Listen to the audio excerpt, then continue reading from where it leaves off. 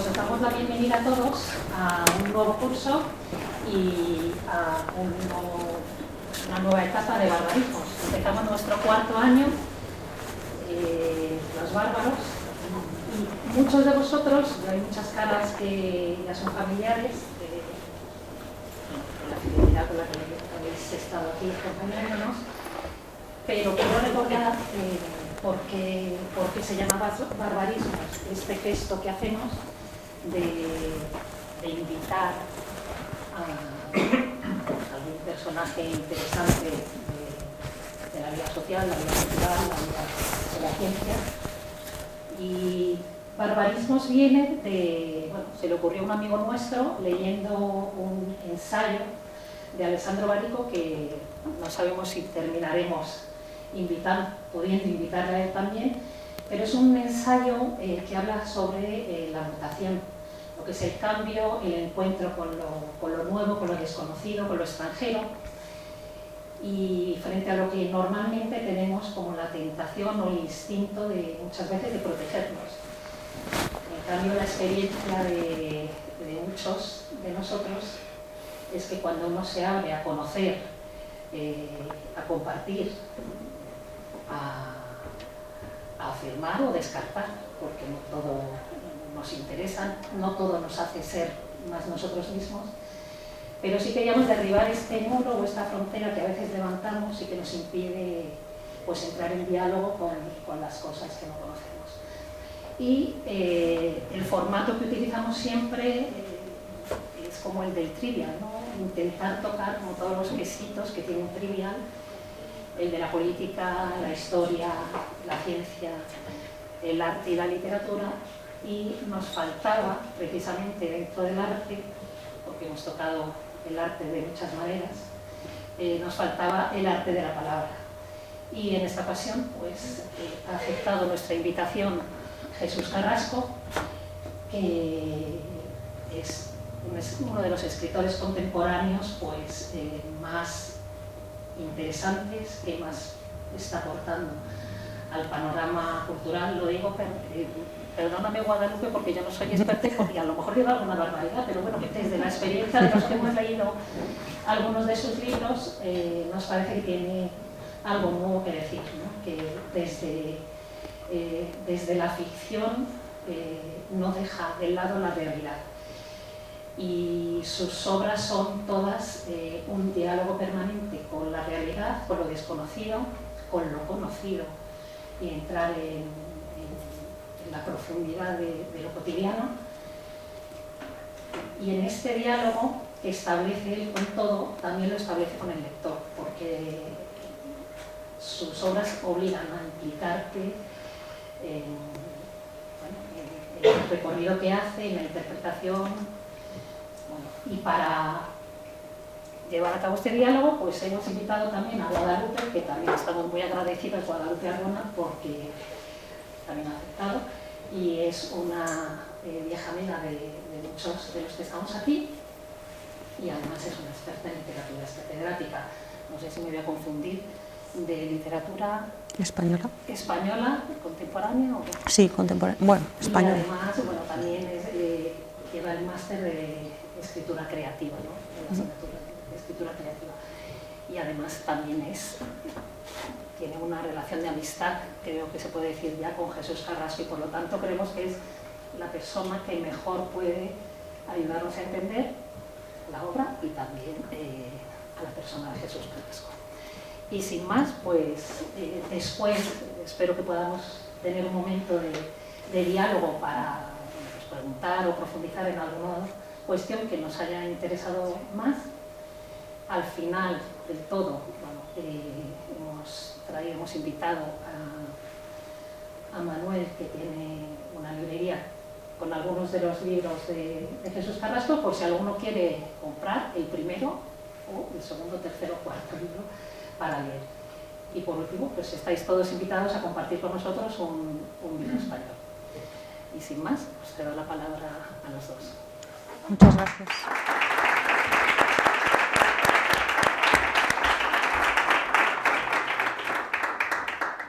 Muchas gracias a los amigos de Barbarismos, que habéis organizado esta iniciativa.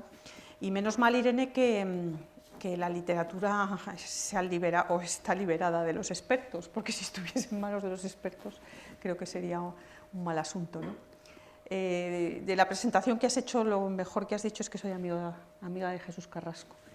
Jesús Carrasco Jaramillo, que nació en 1972 en un pueblecito de Badajoz, en Olivenza, que es, lo tenéis aquí delante, y yo creo que al final de esta tarde lo podremos conocer un poco mejor, porque probablemente nos dirá algo más de sí mismo y de su escritura, ¿no? Yo creo que será así. Jesús es un niño de pueblo, y cuando digo eso quiero decir que ha vivido siempre en relación con la vida del pueblo, con el ritmo de las estaciones, con la noche y el día, con la convivencia con los animales, con gente que vive muy, muy cerca de la naturaleza, y eso es una cosa que impregna todas sus obras. Ha pasado también temporadas, largas temporadas, en una ciudad que le gusta muchísimo, que es la ciudad señorial de Edimburgo, y tiene, en la presentación tengo que decir que tiene, los que hayan leído El elogio de las manos lo comprenderán, una Anaïs, una Marie y una Berta, que son la compañía de su vida. Es amante de las palabras y de las buenas historias. Él dice siempre que es un disfrutador de la lengua. Y yo, si me permitís, voy a recordar dos cosas un poco personales, pero que hablan precisamente de este retrato que creo que no es, vamos, que es una aproximación, pero una aproximación a dos de los rasgos que a mí siempre me han llamado la atención en Jesús. Uno primero es, recuerdo una visita que le hice a Edimburgo, en una colina de la ciudad, desde la que se ve toda la ciudad, no me acuerdo cómo se llama esa colina. Carlton Hill. Carlton Hill. Que estábamos allí un grupo de españoles, algún italiano, la familia de Jesús Carrasco, y recibí una llamada de alguien, no sé exactamente de quién era, que le preguntaba sobre la diferencia que había entre recua y reata. Sí. ¿Lo recuerdas? Sí.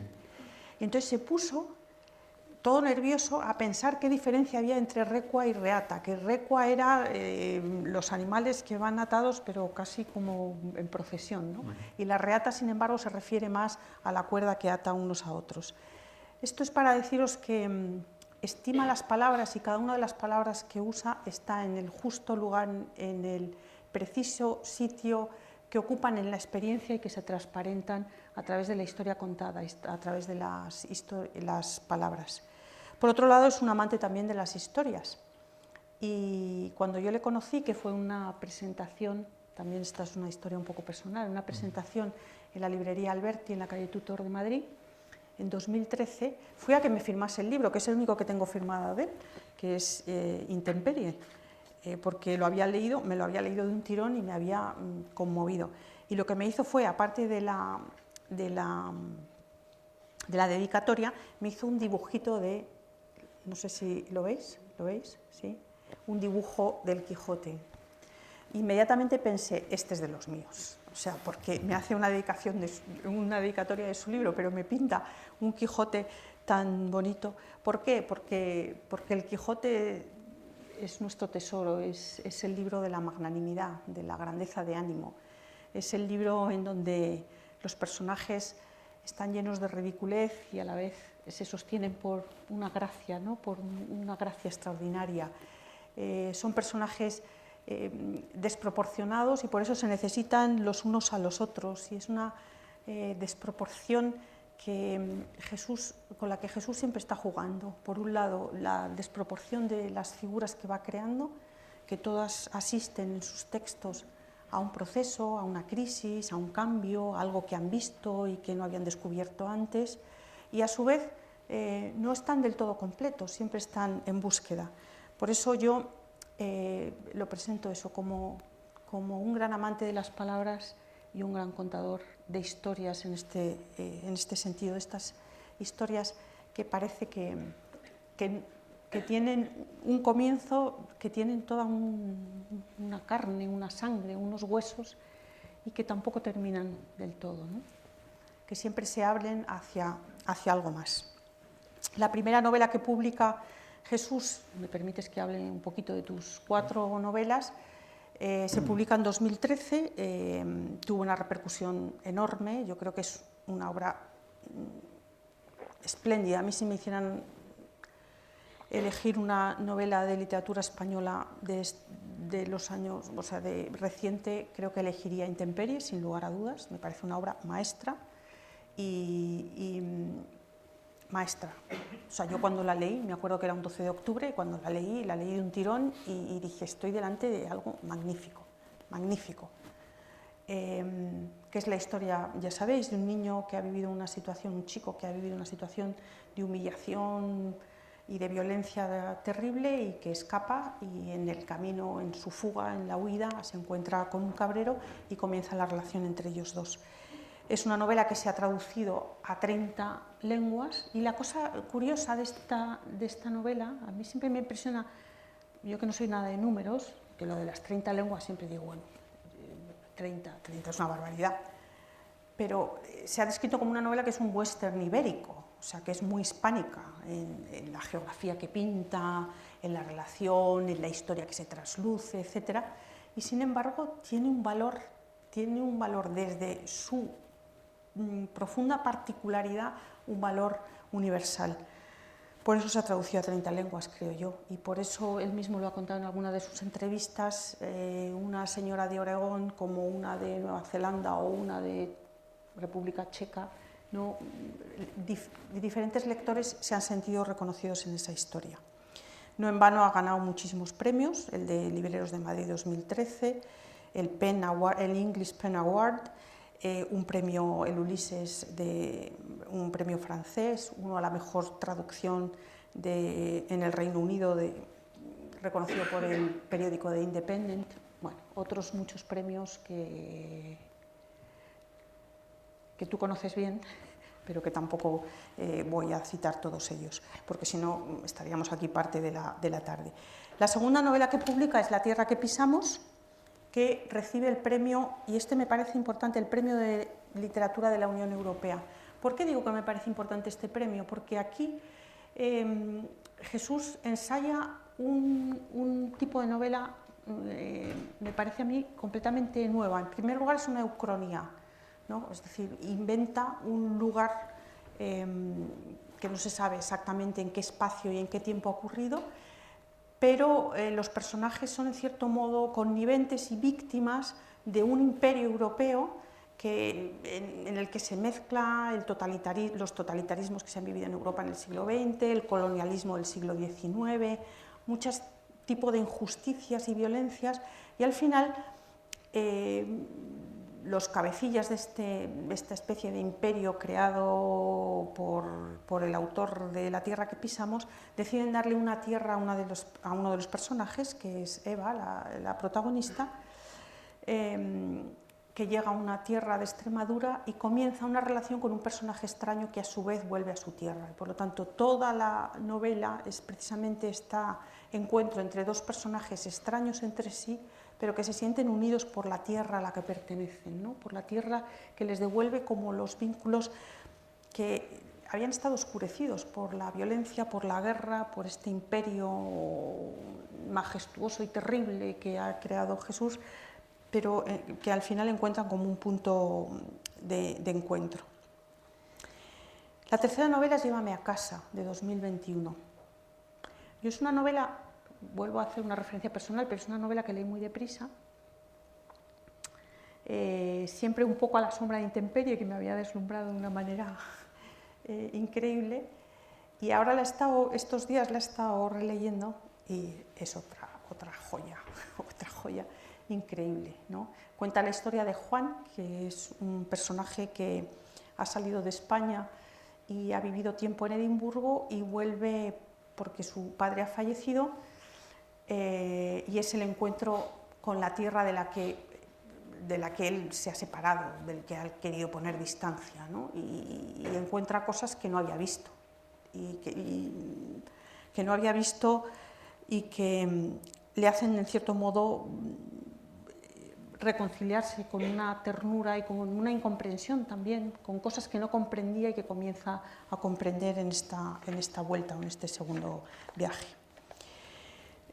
La última novela, que es probablemente la que más de vosotros habéis leído, por lo que sé, es Elogio de las manos, de 2024, que recibe el premio Biblioteca Breve. Elogio de las manos es este, donde encontramos un tono diferente, porque ahora es un yo el que cuenta, y cuenta su relación con una casa que es una ruina prácticamente y que ha sido reconstruyendo.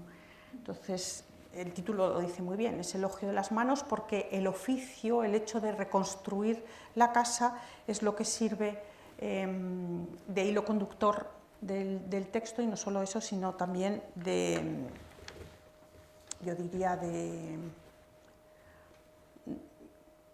reconocimiento del personaje que se hace al hilo de la casa que va reconstruyendo, ¿no? O sea, este yo. Bien, yo después de esta presentación quería hacerte una pregunta sobre el primer aspecto que a mí me parece sobresaliente de tus obras. En una entrevista que yo te hacía en Jotdown, hablabas de que lo que te movía a ti a escribir era bucear en lo conocido, bucear en lo nuevo, braceando en las profundidades de lo conocido, que es darle una vuelta a una frase de Baudelaire, ¿no? Y a mí me asombra siempre en tu prosa y en tus historias que has recuperado algo que no es muy frecuente en la novela contemporánea, o al menos yo no lo encuentro con tanta claridad, que es una cosa que decía María Zambrano, que la realidad es nuestro íntimo sustento. Eso quiere decir que sin la realidad morimos de inanición, o sea, nos quedamos sin nada. Y Jesús Carrasco, me parece a mí que en tus 4 novelas, de diferente manera, tocas la realidad, tocas en todos los sentidos, o sea, a través de los sentidos, de los olores, del tacto, del gusto, del olfato, porque tus novelas son enormemente sensitivas, y a la vez abres el apetito para atender a la realidad, para descubrir su intensidad, para descubrir los elementos que tiene. A mí, incluso aunque la realidad sea rácana, sea austera, sea pobre, tenga pocos recursos, como en Intemperie, el caso de Intemperie es impresionante en este sentido, o sea, parece que no hay nada en esa estepa, en esos carrizales, en esas tierras tan adustas y tan secas, y sin embargo el cabrero sabe ver donde parece que no hay nada, ¿no? Este descubrimiento de lo real, pero que también se ve en la tierra que pisamos, ¿no? Ese hombre que vuelve destruido por todo lo que ha vivido y que imaginamos pero no sabemos del todo, y que se abraza a un árbol y que levanta la tierra para descubrir las raíces, o en Llévame a casa, cuando el hijo se queda sorprendido del cuidado que tiene su madre por las plantas, por los geranios, por aquella hortensia que quiso aclimatar del viaje de novios y que trajo la hortensia. No sé, me parece que en todas tus novelas, y en Elogio de las manos también es clarísimo, la realidad cobra una profundidad y una intensidad que permite que nos reconciliemos con ella, ¿no? ¿De dónde nace esta pasión por las cosas, diría yo? Este descubrimiento de lo que María Zambrano llamaba nuestro sustento. No estaría bien que dijera no lo sé. No. Pero después de toda esta pregunta tan larga, ¿cómo me digas no lo sé? ¿Por qué no me preguntas eso? No lo sé. Bueno, permíteme que antes de contestar o intentar contestar a esa pregunta, dé las gracias a Colbe y al centro por invitarme, y particularmente a José Luis, al que todo el mundo llama Puma, pero que se me hace extraño llamarle Puma. José Luis o Puma, por el esfuerzo que ha hecho y por el trabajo que ha hecho para que yo estuviera hoy aquí. Eso lo agradezco, y también por la insistencia, que denota cariño, desde luego, así lo he percibido yo y así lo siento. Pues esa relación con la realidad que tienen mis novelas Supongo que es un hecho inevitable. Es decir, la realidad está ahí como la montaña para el montañero, y cuando le preguntan al montañero por qué subirla, porque está ahí. Es decir, la propia realidad me interpela y me atrae, es ineludible para mí. La aproximación que yo hago a la realidad a través de mis novelas o a través de los textos que escribo tiene algo de reconocimiento, ¿no? Es lo que llamaríamos realismo, pero desde luego tiene algo de exploración, que me parece que es uno de los ejes o uno de los vectores que conducen la literatura hacia adelante. Es decir, no se trata simplemente de ver la realidad, para eso está la fotografía, está el periodismo, hay ciencias casi exactas que nos definen la realidad hasta en su nivel más pequeño, más minúsculo, ¿no? Yo creo que la literatura tiene precisamente como virtud la capacidad de ponernos ante una realidad e interpelarla, rascar en esa realidad. Y a mí de toda esa realidad o de toda esa interpelación que yo puedo tener con la realidad me interesa aquello que parece más evidente, que es más obvio.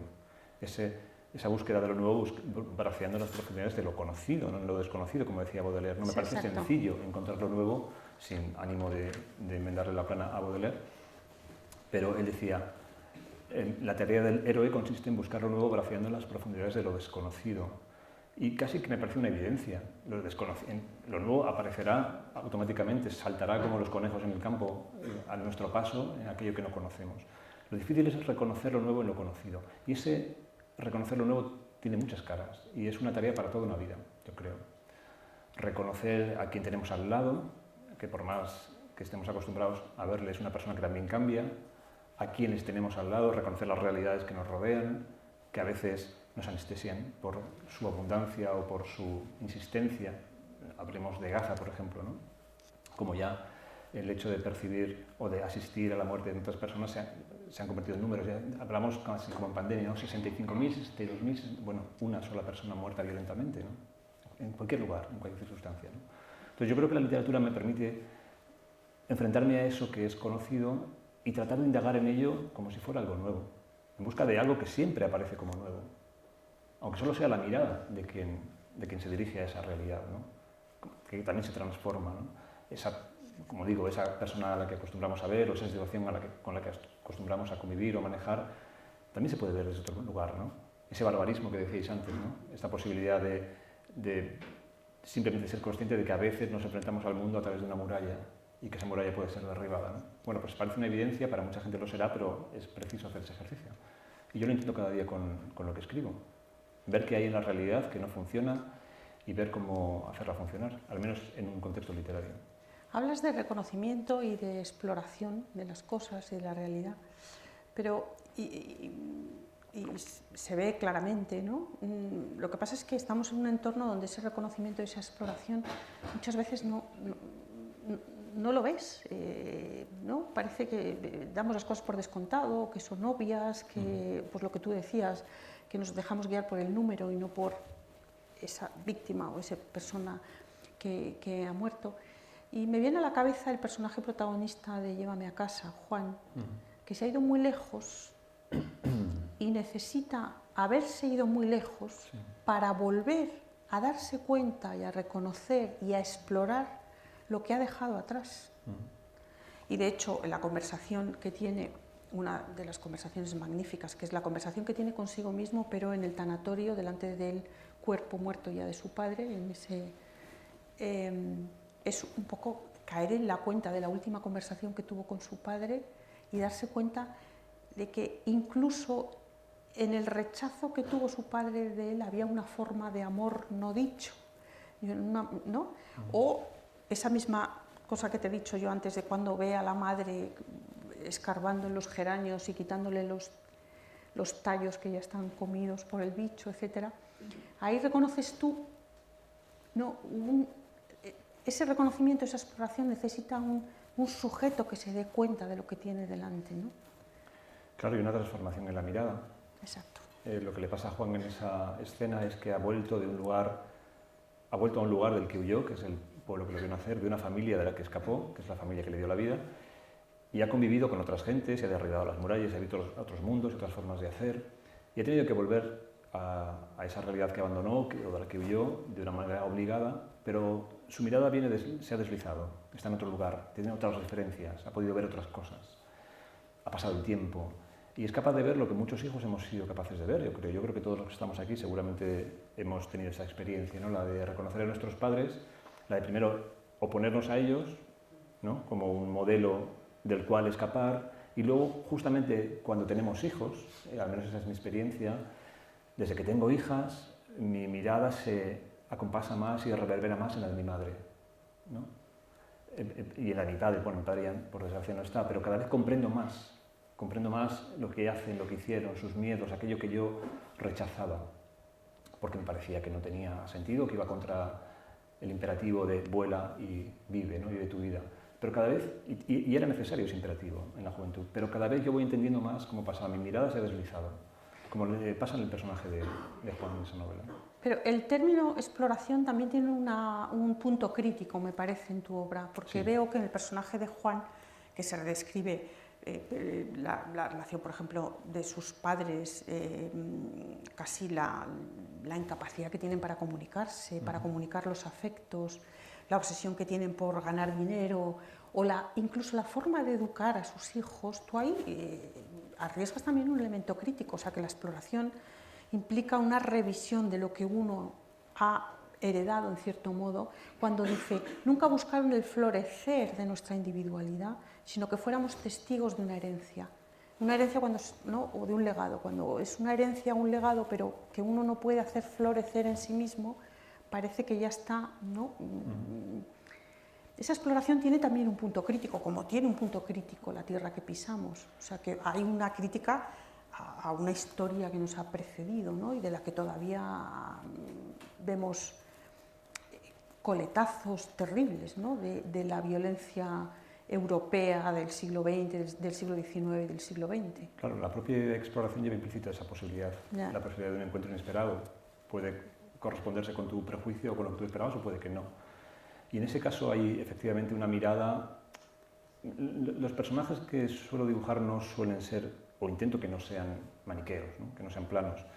Este personaje de Juan en esta novela parece desabrido, parece desgastado, parece el que se fue, el que no quiso cuidar, el que escapó, el que no atendió a la obligación como hijo. Pero en cierto modo también es un personaje que tiene, bueno, en cierto modo no, desde luego, así lo he intentado yo, tiene unas motivaciones comprensibles. Es decir, hasta qué punto nuestra vida pertenece a otros, hasta qué punto yo puedo explorar las posibilidades que mi propia vida me da y separarme de aquello de lo que nací, o aquello que me necesita, o aquellos que me necesitan, ¿no? También hay una demanda razonable en el caso de Juan, y desde luego en esa exploración y en esa vuelta hay una crítica a lo que dejó. Es decir, no hay una santificación de los padres. Por el hecho de comprenderlos a posteriori no hay una santificación. Hicieron cosas bien, hicieron cosas mal. Hicieron en general lo que pudieron, que es lo que hemos hecho todos toda la vida, ¿no? Ahí sí que hay una mirada, en el caso de esa novela, una mirada comprensiva a una generación que hizo las cosas, yo creo, como todo el mundo, lo mejor que pudo, pero que disponían de muy pocos medios.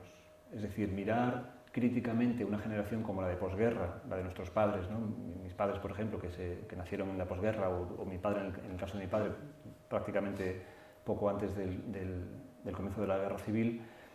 Claro, sacaron un país adelante con muy poco y pedirles, ¿no? Como le piden los hijos nacidos ya en democracia, que sean afectuosos, que besen, que tengan una vida parecida a la vida que ven en las series americanas, con un teléfono de 1 kilómetro de largo, padres que no te digan deja de hablar por teléfono porque cuesta dinero. Todas esas cortapisas, pues Juan las criticaba, pero las comprende ahora. O yo intento lanzar una mirada comprensiva o ofrecer una mirada comprensiva hacia esa generación. Hicieron lo que pudieron, hicieron lo mejor que pudieron con muchas escasez, digo en términos generales, ¿no? Al menos así lo siento. Este aspecto de la realidad que señalaba al principio, a mí me parece que también despierta a tus personajes. Es decir, yo no sé si los personajes son antes que la tierra o las cosas mismas hace emerger a los personajes. Pienso, por ejemplo, en el principio de Intemperie, que el niño está metido en un agujero, y lo ha señalado a la crítica, los expertos en literatura han señalado que ese agujero en el que se esconde el niño es como un nuevo útero, y por lo tanto el principio de su aventura es como un nuevo nacimiento, ¿no? Y es una idea que a mí me parece muy atractiva, ¿no? Porque nace de la tierra, pero nace de la tierra con la ayuda de un maestro que es el cabrero, quedándose a sí mismo, comunicando la vida que él tiene a través de gestos, porque no de palabras, las palabras es muy rácano, ¿no? Muy escueto, muy seco, y sin embargo va dándole los instrumentos y el método para poder ir aprendiendo de las cosas, desde ordeñar hasta perdonar a un tullido que le ha intentado matar, ¿no? A no responder al mal con el mal, sino con un gesto que pone en riesgo toda su vida, ¿no? O a no generar más violencia, a poder aprovechar cada cosa que ven, a no dejarse llevar por las rabietas inmediatas. O sea, me parece que los personajes, incluso tú mismo te incluyes en esa serie de personajes, cuando dices al principio del elogio de las manos, dices, cuando hablas de esa casa a la que llegaste y que sabías que se iba a derribar, dices que aquel lugar terminara siendo una parte importante de mi vida, casi una extensión de mi cuerpo. Es decir, las cosas le hacen a uno personaje. Es algo cuya responsabilidad solo puede atribuirme a mí mismo, porque fui yo, sin que nadie me obligara, el que le entregué a la casa una parte sustancial de lo que soy, mis manos. Es decir, lo que me sorprende es esa relación que se establece entre los personajes y que precisamente por estar dentro de la realidad, por dejarse provocar, tocar, corregir, hacer pensar o reflexionar, caminar, huir, etc., nacen como más ellos. Bueno, ese es un poco el principio básico y activo que activa la narración literaria, ¿no? La transformación. No hay narración sin transformación. Habría descripción, habría inventario, pero no narración. Yo creo que la narración es el recuento de un movimiento, de una posición A a una posición B, sea esta física, sea emocional, sea el tipo que sea. Cuando leemos una novela, o al menos así la interpreto yo, asistimos a un cambio, a una transformación, a sus motivaciones y a aquellos elementos que intentan que esa transformación no se produzca o que la facilitan, que también se produce, ¿no? En el caso de Intemperie... Pareces un profesor de literatura ahora, sí, ¿eh? Bueno, pues sí. Puedo hablar en inglés si quieres, para que sea más internacional. Creo que es un colegio internacional, ¿no? ¿Me entendéis todos si hablo inglés? Sí, perfecto. Es que últimamente hago esta broma con amigos y me paso el día hablando como Paul Preston, que es mi modelo. De vez en cuando metes una palabra mal. No, lo digo, ¿sabes por qué? Porque esto que dices de que siempre hay una transformación en los personajes, es verdad que es una cosa que decimos los profesores de literatura muchas veces, ¿no? Que se parte de un sitio, se hace un recorrido y se llega a un final. Incluso hay muchos modelos de este tipo de trayectoria. Pero lo genial de tus historias es que logras hacer esa trayectoria, pero sin encorsetarla en algo ya sabido, en una perceptiva, en algo que ya sabes dónde va a acabar. Bueno, antes decías, Dios nos libre, o Dios libre, no sé si lo decías así, a la literatura de los que saben de literatura, los expertos. Yo tengo una gran ventaja y es que no soy experto en literatura, ¿no? Ni procedo del mundo literario, ni he estudiado una carrera relacionada con las letras. No sé si es una suerte o una desgracia, pero me ha puesto en este lugar. Yo creo que tengo pocos prejuicios en ese sentido. Muchas veces me preguntaban por Intemperie, por el reconocimiento que tuvo y por el éxito que tuvo y por la repercusión en las ediciones y todo esto, porque no es casual que sea así, es decir, aparte de los valores intrínsecos del libro, su calidad, la que sea, el libro llegó en un momento en el que parece que los lectores estaban sedientos de algo parecido. Sí. Hubo abrazos inesperados por parte de una gran parte del público que de repente se encontraba con un libro con el que no contaba, pero que en cierto modo esperaba, ¿no? Eso es algo impremeditado. Me preguntaban, bueno, ¿has pensado que, digamos, preveíste esta posibilidad? ¿La premeditaste? Pues no la puedo premeditar. Como tampoco puedo premeditar la idea de que el agujero en el que el niño se esconde en Intemperie al principio sea un útero. No lo puedo premeditar. No es una idea que esté a mi alcance. Yo no soy tan inteligente. Pero sucede. Y es coherente. Yo cuando escuché esa interpretación lo vi claro. Sí. Claro, tiene sentido. Está en un agujero oscuro, húmedo, protegido, desde el cual los sonidos del exterior le llegan ensordecidos, un exterior que además es violento y que será un mundo... Él prefiere estar en el agujero, sí. Pero llega un momento en que tiene que salir, y sale un mundo nuevo, y sale a atravesar un espacio que no conoce, y pronto con la ayuda del cabrero, pero de momento sale una nueva vida, y Bueno, pues claro, cuando me dicen, me comunican o me comparten esta interpretación, solo puedo decir que sí.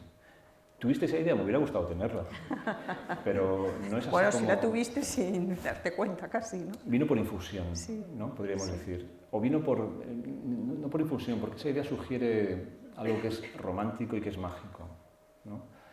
La inspiración como algo decimonónico, ese rayo que te electriza y que te comunica, tú eres el medium y simplemente te limitas a transcribir, ¿no? Yo me limito a descartar, más bien. Yo me limito a acumular una gran cantidad de trabajo, a contar la historia de una manera profusa muchas veces, me comprometo a equivocarme muchas veces de camino, a emprender muchos caminos diversos y luego me comprometo firmemente a quitar de en medio todo aquello que no sea lo esencial para contar esa historia. Y por eso quedan novelas, estas novelas son el resultado de un desgaste, de una lija, de una lima, siempre, de mucho trabajo de desescritura, podría decir. Yo las percibo así, las percibo casi como el trabajo de un escultor, podríamos decir, ¿no? Un bloque, digamos, el David está contenido en ese bloque de Carrara, en ese mármol de Carrara, que cuando llega de la cantera no es otra cosa que una figura geométrica, perfectamente geométrica, o más o menos, y monumentalmente grande. Solo es Miguel Ángel que sabe qué es lo que contiene esa... Solo lo sabe él, o lo intuye, o lo cree, y empieza a desbastar, y empieza a quitar, y cada vez emplea herramientas más finas hasta que la figura emerge por completo. Como digo, eso digo el rapto de Proserpina, ¿no? Pues hasta que emerge por completo la figura, en toda su calidez y en toda su calidad. Entonces, eso es lo que yo intento, a eso es algo que me limito, y no sé si eso es una forma o no académica o no lo sé, es una forma en la que yo he encontrado un camino que es también hipermeditado. Escribo porque quiero escribir, y porque me gusta escribir y porque amo la palabra, como decías. Y también escribo porque es un medio de vida, también, en mi trabajo. Entonces, mi compromiso es el compromiso de un trabajador que trabaja en este caso con la palabra y que intenta llevar adelante pues, las historias de la mejor manera posible y de la forma más libre posible también. Hay dos textos que me gustaría leer porque descubro que en este hilo que iba siguiendo de la atención extraordinaria que tienes a la realidad y cómo de esa relación entre la realidad y los personajes van emergiendo unas figuras extraordinarias, hay dos pasajes que a mí me parecen capitales en tu obra, que son cuando describes un abrazo. Permíteme que haga una pequeña, antes de que leas. Yo creo que, al hilo de lo que decías sobre la observación de la realidad o sobre ese contacto con la realidad, yo creo que el principal atributo de un escritor no es precisamente el manejo de la lengua. Eso va de suyo, se da por hecho, ¿no? Que eres un conocedor profundo de la lengua en la que trabajas. Yo creo que el principal atributo de un escritor es su capacidad para mirar. Yeah. Y extendería este atributo a cualquier artista. Su capacidad para mirar, es decir, la posibilidad, y vuelvo a la pregunta del principio, de ver lo nuevo allí donde nadie ve, ¿no? Donde todo pasa desapercibido. Esa capacidad para levantar esa parte, esa astilla que no funciona o que engancha, o que rasca, o que duele, o que acaricia, esa capacidad para verlo es una capacidad propia, yo creo que del escritor y del arte en general. Pero es seguramente el atributo que yo más ensayo, o con el que más trabajo, esa posibilidad de mirar de una forma fina, podríamos decir. Una parcela reducida de la realidad. Yo no estoy capacitado para mirar el mundo entero de una manera, con la misma calidad. Puedo mirar, digamos, el mundo que me ha tocado en suerte o aquella parcela del mundo en la que yo he elegido quedarme. Es así, y mi maestro decía que la cultura es una cuestión de grandes amistades, y cuando decía esto, quería decir que son los que usan la lengua mirando, porque han mirado la realidad, porque la han mirado intensamente, porque la han mirado afectivamente, son los que verdaderamente se convierten en nuestros amigos. Claro, de hecho, o sea, la lengua es una forma de mirar. Sí, de hecho, en mi caso la lengua va detrás. O sea, primero está esa visión fina o delicada, o como se quiera, o penetrante sobre la realidad, y luego he de encontrar las herramientas para contar eso, para llevar eso al papel. Pero no va primero la palabra, va primero la mirada. Bueno, entonces me vas a decir dónde viste esto. A ver, dale. La voz del cabrero fofa y picuda y su mano huesuda sobre el hombre. El niño se incorporó como un muelle y sin mirar siquiera al pastor, abrazó su cuerpo enclenque. Se hundió entre sus jirones para fundirse con él, para penetrar en la estancia serena que sus manos acababan de negarle. Era la primera vez que se encontraba tan cerca de alguien sin estar peleando, la primera vez que enfrentaba sus poros con los de otra piel, y dejaba fluir por ellos los humores y sustancias que lo conformaban. El pastor lo recibió sin decir palabra, como quien acoge a un peregrino o a un exiliado. ¿Cuál es la pregunta? ¿Dónde viste esto? ¿Cuál es la pregunta? Eso lo he visto en muchas partes. Esa mano, ese personaje, el del cabrero, tiene mucho de mi padre, que era un hombre muy silencioso, un hombre sabio y castigado por la vida. A su padre lo mataron en Badajoz, en la toma de Badajoz, y nació cuando él tenía ni siquiera un año, así que tuvo que pasar una vida muy difícil y muy silenciosa. Era un magisterio como el magisterio del cabrero. Y luego he visto, o sea, cada personaje en realidad, y esto es algo que suele suceder en literatura, no es una fotografía de una sola persona, generalmente es un puzzle, un collage. Puedes tomar una parte principal de la figura de una sola persona, pero generalmente, y eso es algo que permite la literatura y es fantástico, tú lo sabes bien, porque Guadalupe también es escritora, también tiene sus libros en la librería de la entrada. Lo que permite la literatura precisamente es esta edición de la realidad, ¿no? Yo meto un personaje, pero luego lo completo como me conviene, ¿no? Para que encuentre la realidad que yo quiero que encuentre. Y ese personaje tiene algo que yo he dicho muchas veces, esa capacidad para acoger al desconocido. Lo he visto, por ejemplo, mi hermana mayor, Inmaculada, es religiosa y durante 22 años fue misionera de la caridad con Madre Teresa. Yo pude ver a Madre Teresa en algún momento en Roma, siendo pequeño, y he vivido muy de cerca su obra. Y lo he visto muchas veces, simplemente por citar un pequeño contexto, ¿no? Entre los votos de las misioneras de la caridad está los 3 votos básicos: obediencia, castidad, pobreza, y en su caso un cuarto que es servicio gratuito a los pobres más pobres. Es decir, si hay un pobre, allá vamos. Entonces, yo lo he visto, he visitado muchas casas de las misioneras de la caridad en diversos lugares del mundo y siempre lo he visto. He visto en los comedores, en el comedor de Madrid, que había en el Paseo de Mitad del Santo, en su casa para enfermos terminales de SIDA también en Madrid, lo he visto en Roma, en San Diego, en Tijuana, lo he visto en muchos lugares, ¿no? Esa puerta abierta que acoge, esa mano que recoge independientemente de quién seas, independientemente de que tengas una enfermedad infecciosa, de que por supuesto no tengas papeles, del color de tu piel, de lo que sea, aquí. Entonces yo lo he visto, por suerte, he tenido la suerte de verlo muchas veces, esa experiencia humana, la del acogimiento y la de la protección y la del cuidado, independientemente de quién seas. Y eso es lo que hace este cabrero. No se sabe muy bien por qué, pero tampoco creo que sea necesario. Yo creo que late en él una humanidad que es reconocible, que todavía es reconocible y que tiene que ser reconocible. Hay otro abrazo que está contado desde un punto de vista completamente distinto, porque en el abrazo de Intemperie me parece que era todo el proceso de tara afectiva que tiene el chaval, al final cae como de su propio peso la evidencia de que el cabrero le ha dado todo y le va a dar todo. Y de hecho es así, ¿no? O sea, le ha dado todo, va por delante de él y es su mismo ser el que le está comunicando, que es un poco la definición de la educación, ¿no? Pero en Llévame a casa hay otro abrazo que es distinto porque la perspectiva es la de Juan, que está viendo cómo su madre es abrazada. Entonces lo que genera en Juan es un sentimiento, al principio, de envidia. Sí, muy incómodo este síntesis. Y luego de curiosidad y deseo. Lo leo y luego me dices dónde has visto este otro abrazo. Vale. Nunca en la vida había visto a su madre ser tratada de semejante manera. La estampa de las 2 mujeres recuerda el regreso del hijo pródigo de Rembrandt. Hay algo bíblico en ellas. Un amor fraternal que a Juan le produce cierto sonrojo. Siente que esa mujer usurpa un lugar que debería ocupar él, que la nube en la que ambas flotan debería ser la suya. Él debería ser tratado así por su madre. No piensa que también él debería tratar así a su madre, él que ha volado del nido y ha vuelto, él que ha visto mundo y ha conocido otras formas de amor. Es él, joven, quien debería saltar por encima de las murallas o acaso derribarlas y correr hacia su madre para encontrarse con ella. Primero es el sentimiento de envidia y luego dice, mientras esperan el autobús, es un momento después, ¿no?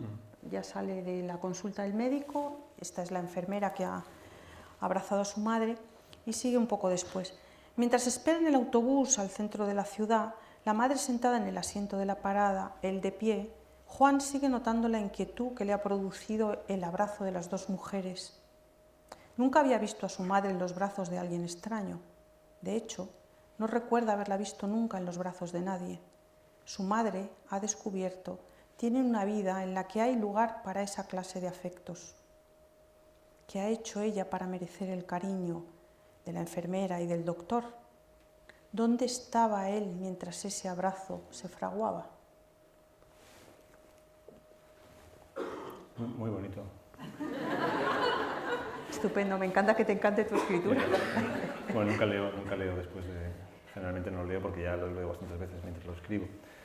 Ese abrazo lo vi yo, acompañando a mi madre a un... En este caso es una fotografía de la realidad, es una instantánea. Lo vi yo acompañando a mi madre al cardiólogo, un cardiólogo que había atendido ancestralmente a mi padre y a mi madre. Mi padre tenía problemas de corazón, entre otros muchos, y bueno, los atendía a los dos. Había que ir a Toledo porque mi madre sigue viviendo en un pueblo de Toledo, en Torrijos, donde no hay cardiólogo, y tenían que ir a Toledo. Era una especie de rito, esta cosa de ir a la capital a ver a esa autoridad que era el médico, que en realidad lo era. Era un gran cardiólogo que cuidaba de su corazón. Y yo en uno de mis viajes de visita a mi madre, pues cuando voy, generalmente si puedo, pues, y tiene médico, pues yo la traigo, la llevo a los médicos, ¿no? Y yo vi ese abrazo y me llamó mucho la atención porque sacaba a mi madre de un lugar en el que yo la tenía metida, ¿no? El lugar de madre abnegada, para la cual el único contexto era la casa. Fuera de la casa yo no le conocía a otras, bueno, sí tiene algunas, evidentemente tiene amigas y buenas amigas, pero bueno, casi que forman parte de la casa, son casi de la familia, ¿no? Pero verla en ese contexto, digamos, en ese abrazo que llevaba 20, 30 años fraguando, porque llevan toda la vida juntas, mi madre y estos médicos, ¿no? Me llamó mucho la atención y me hizo pensar, y bueno, esa visión acabó en esta novela. No quiere decir con esto que yo sea Juan, pero también debo reconocer que en parte soy Juan. Claro, soy un hombre que también se fue de casa, etcétera, etcétera, ¿no? Bueno, a veces, como decía antes, utilizo las novelas también para pensar en voz alta. No eludo mi presencia, no creo que tenga un particular interés yo como personaje, pero desde luego soy la persona que más cerca tengo, el modelo más cercano que yo tengo para poder hablar del humano, con todo, con lo mejor y con lo peor. Yo soy el que mejor me conoce y sé ya a esta edad que tengo, casi 34 años, ya he vivido lo suficiente como para darme cuenta en qué cosas me he equivocado y me sigo equivocando. Y me gusta pensar sobre ellas y escribir sobre ellas. Hay un filo rojo también en tus novelas que me parece muy interesante, y estamos en un colegio, que es el filo educativo. O sea, ¿qué significa la educación? Me vienen a la cabeza varias definiciones. No quiero que me des una definición de educación porque no es lo tuyo. La tengo. ¿No? Empecé magisterio también. Ah, bueno, es que has hecho de todo. Duró un mes, pero no por nada, bueno, algo no viene a caso. Has sido profesor de gimnasia, publicitario, de todo, un poco, ¿no? Empecé filosofía también. Has lavado platos en Edimburgo. Muchos, sí. Uno de mis maestros dice que educar es un riesgo, en el sentido de que uno a los estudiantes no les da una serie de preceptos o conocimientos ya como si fuera una maleta, una serie de recetas que tienen que aplicar, sino que arriesga una hipótesis sobre las cosas, sobre el significado de la realidad, de la vida, del destino, de la muerte, del significado del tiempo, del uso de las cosas. Lo arriesga con una hipótesis e invita a verificar esa hipótesis que tiene, ¿no? Libremente, porque ahí es todo el desafío de la libertad. Y otro de mis maestros dice que la educación es la comunicación de uno mismo, ¿no? Porque esta comunicación de una experiencia, este ponerse en riesgo, pasa siempre a través de unos huesitos, ¿no? de una persona en concreto. Yo no quiero que me hagas una nueva definición, que es estupendo si la haces, porque dices que tienes una, ¿no? Pero a mí me daba la sensación de que no es solo hilo conductor o filo roso la educación en intemperie, que es evidente, ¿no? Es evidente que el cabrero permite, a través de la educación, del ordeño, del oficio que él sabe hacer, le permite que el chaval crezca, ¿no? y que pueda vivir por sí mismo y que se libere de la situación monstruosa en la que ha vivido, ¿no? de dominio, de violencia, de humillación, etc. Sino que me da la impresión de que este sentido educativo lo llevas hasta tus personajes adultos. Y yo ahí me siento muy reconocida, porque, por ejemplo, Juan, cuando explora en eso conocido, descubre cosas nuevas que antes no había visto, por lo tanto se está educando, ¿no? Y a mí me parece que esto es interesantísimo porque yo siento la necesidad de estarme constantemente educando, ¿no? Y es el mismo caso, por ejemplo, de La tierra que pisamos. Eva y Leva, esta correspondencia que hay entre los dos personajes, a mí me parece que uno y otro, casi sin saber, casi por ósmosis, diría yo, ¿no? O sea, como en un proceso de convivencia y dentro del entorno que los reúne, están dándose el uno al otro y están aprendiendo cosas el uno del otro que ignoraban antes, ¿no? Este permanente sentimiento de la necesidad de ser educado, el elogio a las manos, es clarísimo, ¿no? Lo dices al final, pero lo dices también en muchas ocasiones. Tenía aquí una cita sobre... Dice, lo pequeño nos consuale, hace de los días algo soportable, pero es lo grande lo que nos orienta. Y citas a Ginsburg, ¿no? O sea, como esta educación de atención hacia lo pequeño, pero que nos orienta también hacia lo grande, ¿no? Sí, supongo porque parte de un marco superior. Es decir, en la escuela, y lo sabéis perfectamente, hay un día detrás de otro, una asignatura detrás de otra. Hay pequeños actos educativos que, en el mejor de los casos, se orientan hacia un fin mayor que acabar esa mañana o aprobar un examen o incluso aprobar la EBAU. La educación va mucho más allá. Es tarea de los maestros y de la escuela el tener prevista ese marco que es más ambicioso, que es eso grande. De eso grande, cuando hablo de eso grande, hablo de los valores humanos, no hablo de claro, que una cosa es la instrucción y otra cosa es la instrucción y otra cosa es la formación, y todo eso va junto. No creo que la escuela sea la única responsable, ni mucho menos de la formación o de mostrar esos valores, esas posibilidades. Está la familia, por supuesto, y están otras partes de la sociedad que tienen que intervenir. Pero cuando decía que conocía bromeaba en cierto modo, una definición de educación, me venía a la cabeza algo que aprendí en el mes en el que estuve yendo, en el que quise ser maestro. Bueno, en realidad porque mi padre fue el que quiso que yo fuera maestro. Durante un mes estuve matriculado en Toledo, en la escuela de magisterio, y recuerdo dos cosas de ese mes. Bueno, recuerdo cómo terminó, fue una lesión, fue muy largo. Recuerdo haber leído La escuela de Yasnaya Poliana, de Tolstoy, un texto pequeño y delicioso, el lugar al que se retiró, y recuerdo una definición de educación que creo que era la etimología latina, que es educere, dar forma, educación como dar forma. Yo creo que esa idea de dar forma, que puede ser interpretada como, digamos, la obligación, el moldear, también, digamos, admite otra posibilidad, que es la posibilidad de transformarse, la posibilidad de moverse, la posibilidad de admitir otras formas, que no son la propia, que no es la que está en casa, que sí, no es tampoco la que está en la escuela. Sí, el ejemplo que ponías de Miguel Ángel, del mármol, ¿no? Las muchas posibilidades que contiene el mármol, ¿no? Esa posibilidad de dar forma implica esa capacidad para transformarse, y ahí me viene a la cabeza algo que leí precisamente para escribir Elogio de las manos, que era un ensayo fabuloso, que es El artesano, de Richard Sennett, ¿no? Que es el gran ensayo sobre la artesanía, desde un punto de vista filosófico, psicológico, sociológico, desde muchos puntos de vista, también literario. Él dice que la ética del artesano que el artesano no es aquel que trabaja con un material en particular, sino artesano es aquel que hace algo bien por el hecho de hacerlo bien. Y dice que en la ética del artesano o en el proceder del artesano hay varios momentos que implican el mero trabajo, que es el artesano siempre trabaja sobre la materia, la transforma, la percibe y automáticamente reflexiona sobre lo que acaba de hacer para poder incorporar un cambio a la siguiente actuación. Eso es algo que el artesano hace constantemente, esa observación y esa rectificación más pequeña o más grande. Eso es también una forma de autoeducarse, eso es una forma de decirnos, sed conscientes, estad pendientes, observad lo que os rodea, no perdáis de vista la realidad, porque en cada momento hay una posibilidad de cambio, en cada momento hay un reto que os obligará a cambiar, que os obligará a sustituir algo, que os obligará a derribar un prejuicio, que os obligará a establecer una nueva estrategia. Tenéis que estar dispuestos a ser obligados, a ser transformados, a tomar otra forma, ¿no? Entonces, esa es un poco la idea que está detrás de del personaje, por supuesto, del cabrero y de todo lo que, casi de todo lo que he escrito, esa posibilidad de cambio. No sé si las personas aquí presentes quieren preguntar algo. Sí. Es que alguien decía que quería preguntar algo y no sé cómo vamos de tiempo. Sí, llevamos una hora. Si hay alguna pregunta, que sí que había preguntas. Sí, ¿no? creo que sí. Es que se os ve, no os vemos, pero... Podemos estar solos perfectamente.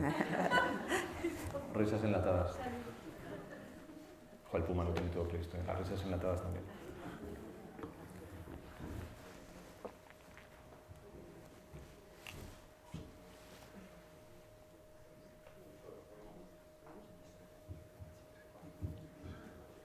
Para los más jóvenes yo recomiendo también, mientras traen el micrófono, la novela gráfica de Javi Rey, que es magnífica, que la hizo con Jesús, y también la adaptación cinematográfica de Intemperie, de Benito Zambrano, sí, que es estupenda. Pero la novela gráfica es preciosa, una preciosidad.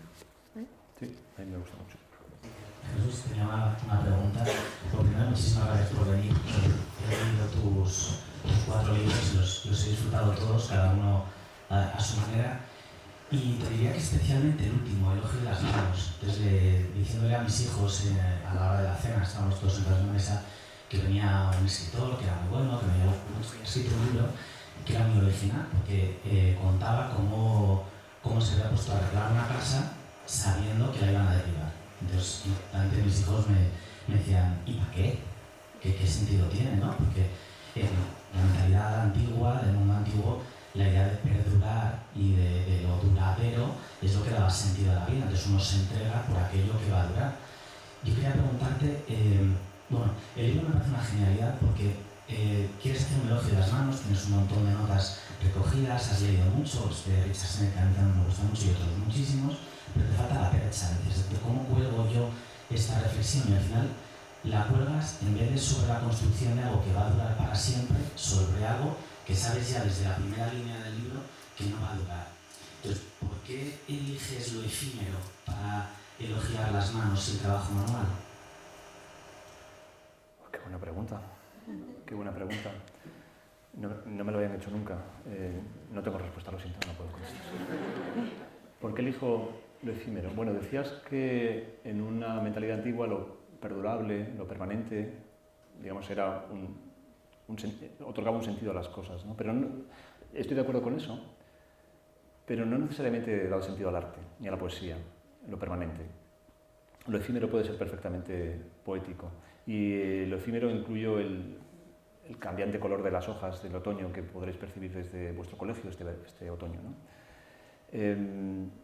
¿Por qué elegí esto? Bueno, habría que contar un poco el trasunto de esa novela. Yo quería escribir un ensayo sobre las manos, porque es un asunto que me interesa mucho. Siempre he trabajado con las manos, procedo de una familia de artesanos. Mi padre era maestro, pero por las tardes junto con mi madre encuadernaba libros. Eran encuadernadores para redondear el magrísimo sueldo de un maestro en una familia de 6 hijos, ¿no? Por la tarde juntos encuadernaban libros.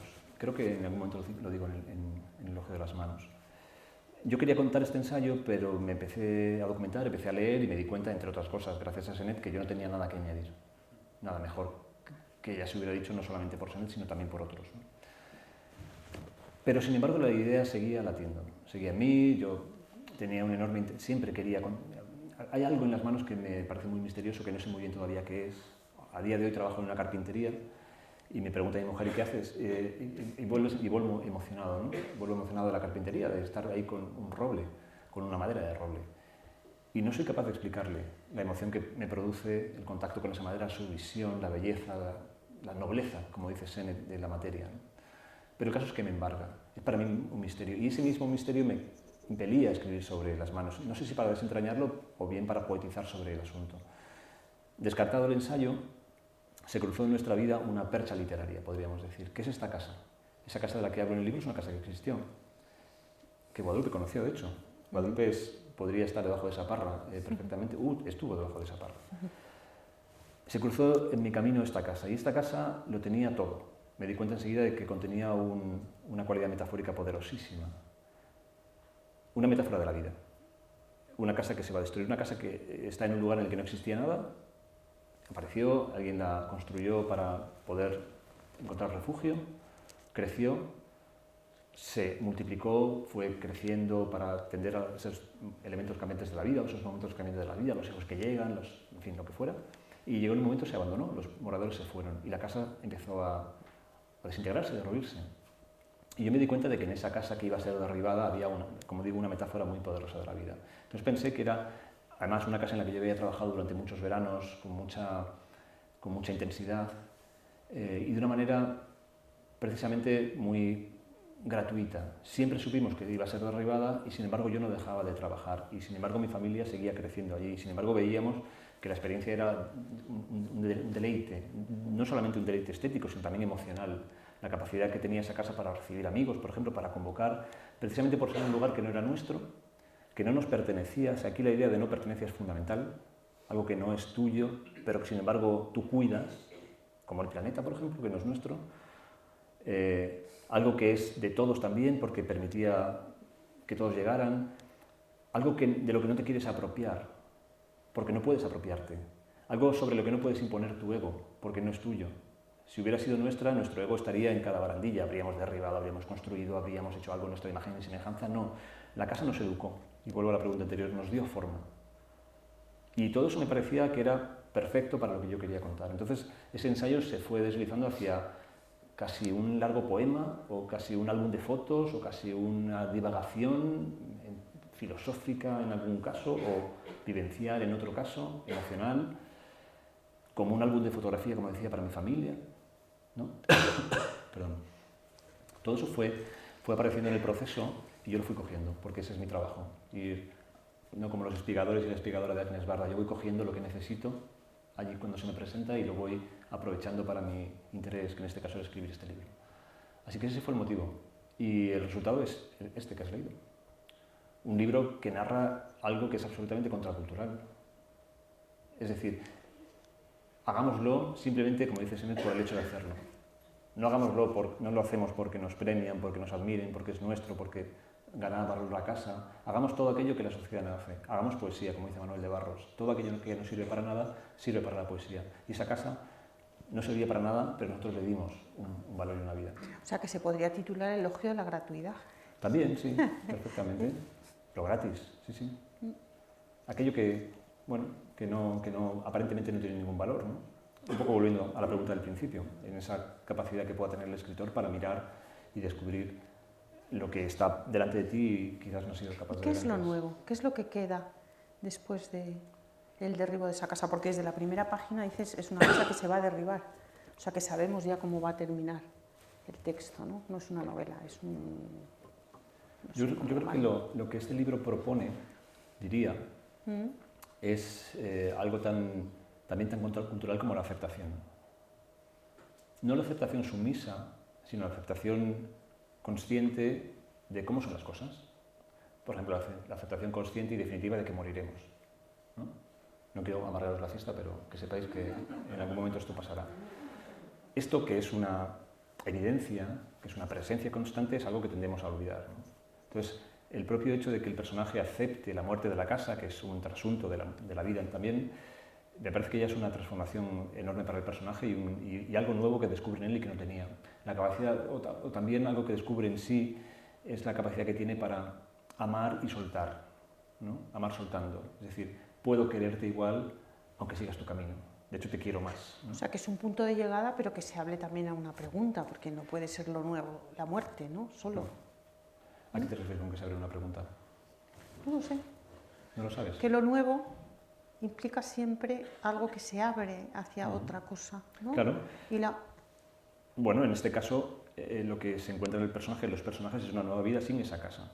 No con desde luego con un aprendizaje y con un recorrido también, con una mochila de vivencias, con un tiempo bien aprovechado, ¿no? Que decía Séneca.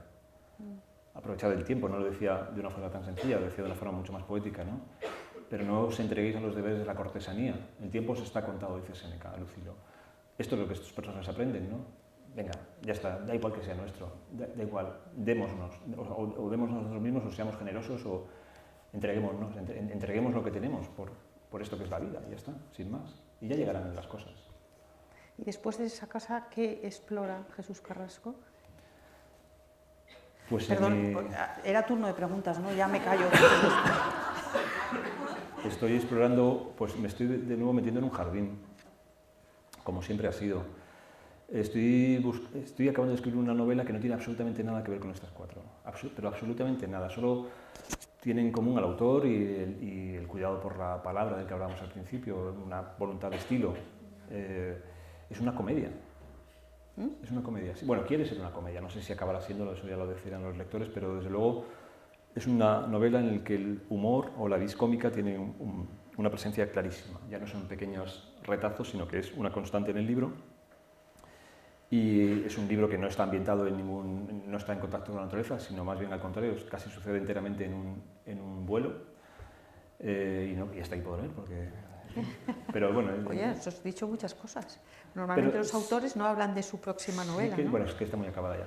Sí que tiene algo en común o sí que hay un camino que podría unir las cuatro novelas, y es que el otro día me lo preguntaba a mi editora para una entrevista en el editorial, y encontramos un hilo, y es que Intemperie es una novela de espacios abiertos, donde el conflicto es externo, podríamos decir, o sucede a la vista de todos, y yo poco a poco voy cogiendo esa cámara que en un principio trazo esas grandes panorámicas del llano y de sus conflictos, y poco a poco la voy metiendo en una casa, en el espacio doméstico, con sus conflictos y con sus luces también.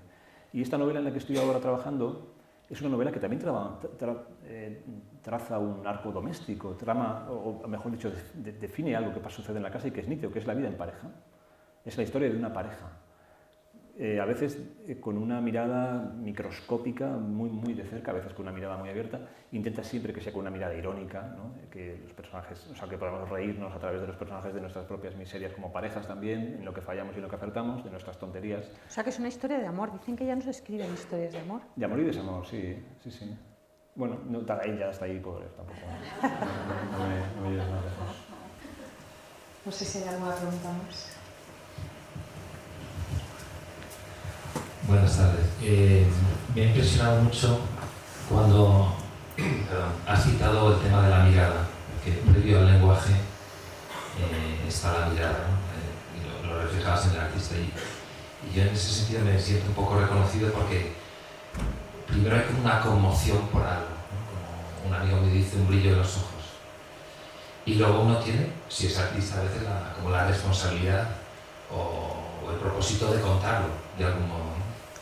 De quiero compartirlo con otros, este instante de una especie de revelación.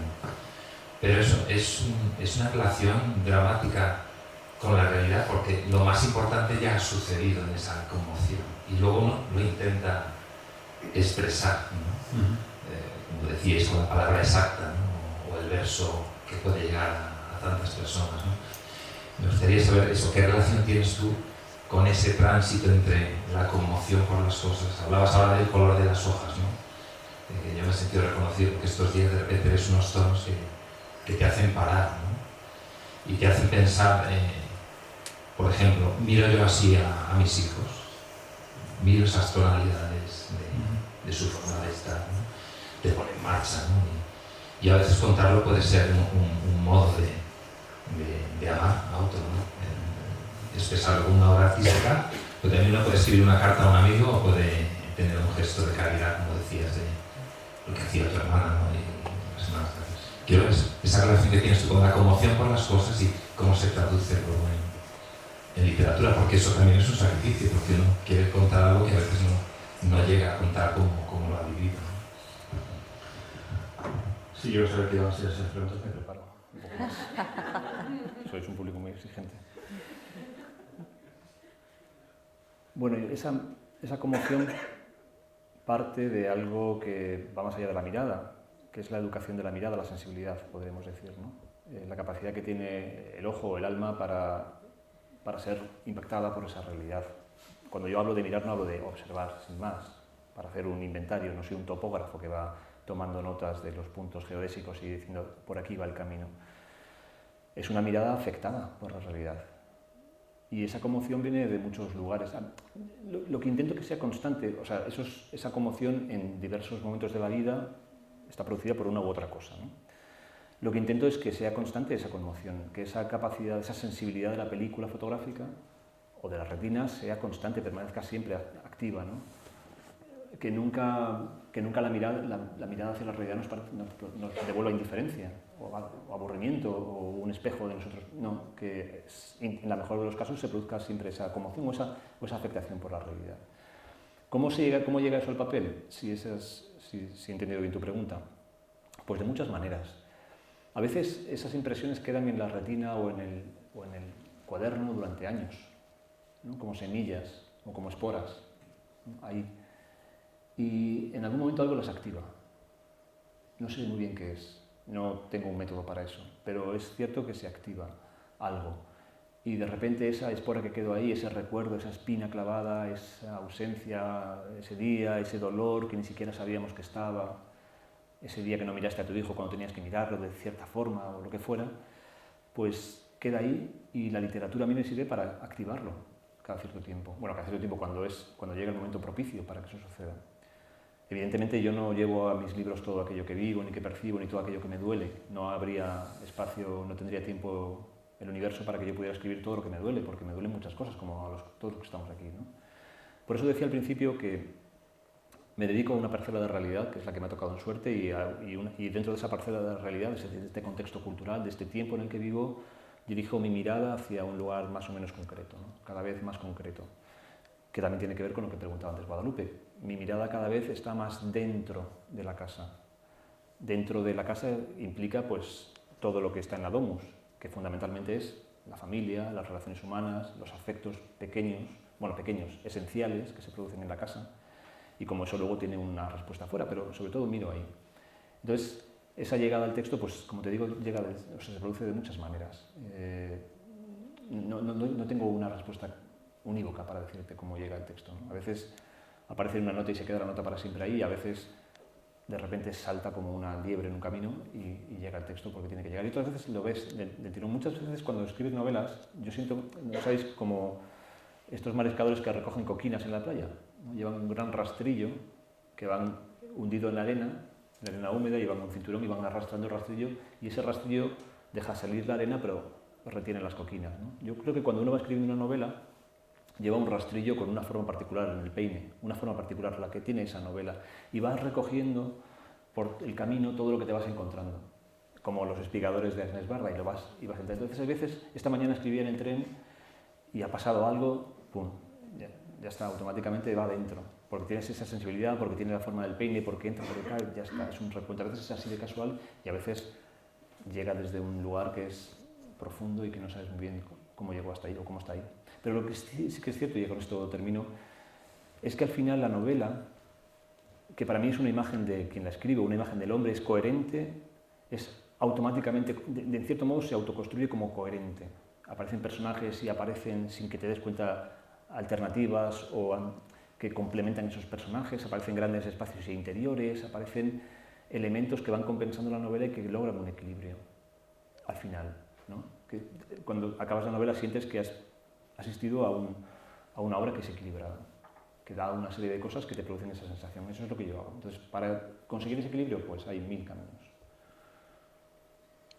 Muchas gracias, Jesús. Yo creo que se ha cumplido lo que casi prometía al principio, que íbamos a saber un poco más de Jesús Carrasco y de su escritura. Y, no me habéis hecho la pregunta que más me hacen. ¿Cuál es? ¿Qué me pareció la película? Ah. Esta me la hacen siempre. Sí, te la hacen siempre. Pero como sois un público tan especial, pues la habéis eludido sabiamente. Yo creo que lo que nos regala fundamentalmente es esta educación de la mirada. Con las novelas de Jesús Carrasco se ven mejor las cosas que tenemos en torno, y eso es lo que nos interesa, ¿no? Este carácter de explorador y de reconocimiento de las cosas que hay, que despierta toda esta diversidad humana pero tan rica que tú has pintado, y que nos puede llevar a descubrir lo nuevo, ¿no? Dentro de lo conocido, como decíamos al principio. Muchísimas gracias por este rato de conversación, Jesús. Por favor, sigue escribiendo y sigue dándonos estos textos. Y gracias al Colegio Colbe y a los barbarismos, los amigos. Gracias.